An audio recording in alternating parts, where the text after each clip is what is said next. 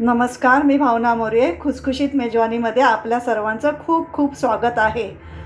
आज मी आंब्याचं इन्स्टंट रायतं कसं बनवायचं ते दाखवणार आहे.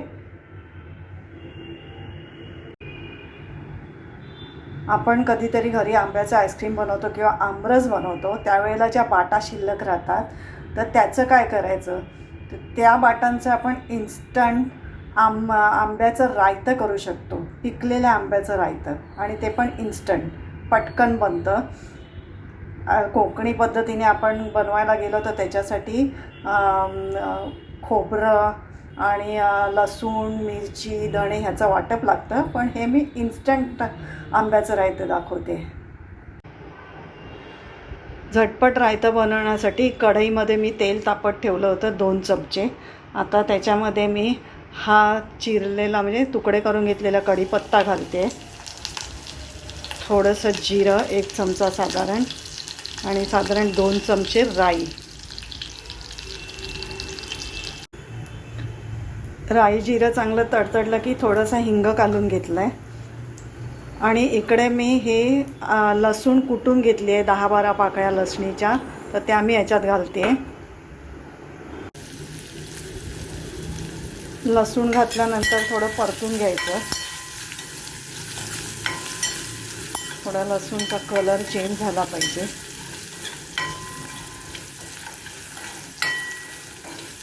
गॅस बारीकच ठेवला आहे.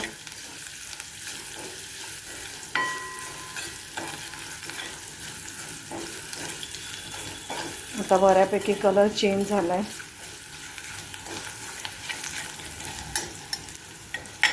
आता ह्याच्यामध्ये मी त्या जो आंब्याच्या बाटी ठेवल्या होत्या त्या घालून घेते. थोडं ढवळून घ्यायचं.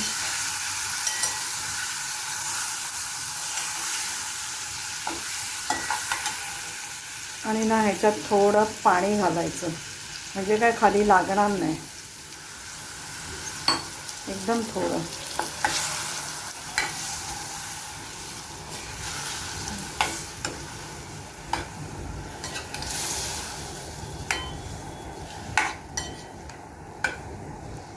ह्याला ना थोडा वेळ शिजायला ठेवायचं. तर थोडं झाकण घालून ठेवते मी याच्यावरती.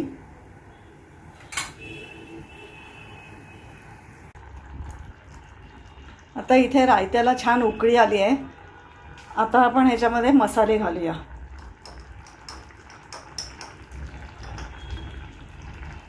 थोडीशी हळद,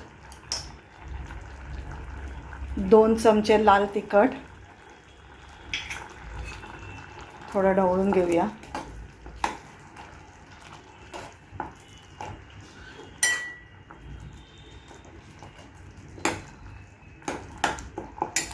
आता ह्याच्यात मी थोडासा चवीसाठी गूळ घालणार आहे. बघा रायत्याला किती सुंदर कलर आला आहे. आता ह्याच्यामध्ये मी थोडासा गूळ घालणार आहे. आणि आता गूळ शिजेपर्यंत वाट बघूया. तो मेल्ट झाला पाहिजे. त्याच्यानंतर आपण त्याच्यामध्ये मीठ घालूया. आणि तुम्हाला जर असं वाटतं आहे की रायतं खूप घट्ट होतं आहे आणि ते जळायची शक्यता आहे गूळ मेल्ट होईपर्यंत, तर मग त्याच्यामध्ये आपण मध्ये थोडंसं पाणी घालू शकतो.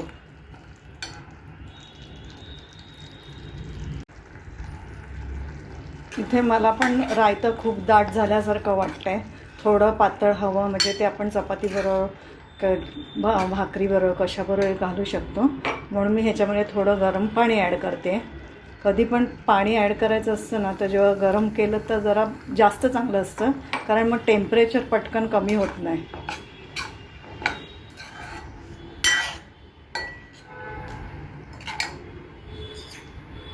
आता ह्याच्यामध्ये थोडं चवीपुरती मीठ घालते.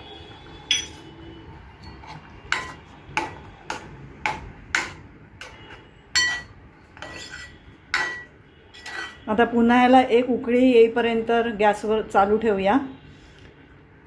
मग आपलं रायतं तयार होईल. रायत्याला छान उकळी आली आहे. आपलं रायतं तयार आहे. इथे मी हे हापूसचे आंबे घेतलेले. तुम्ही कोणतेही आंबे घेऊ शकता, किंवा बाजारात असे छोटे छोटे आंबे येतात पिकलेले, तेही घेऊ शकता तुम्ही रायतं करायला. म्हणजे ते खास रायत्याचेच आंबे असतात. आता मी गॅस बंद करून घेते.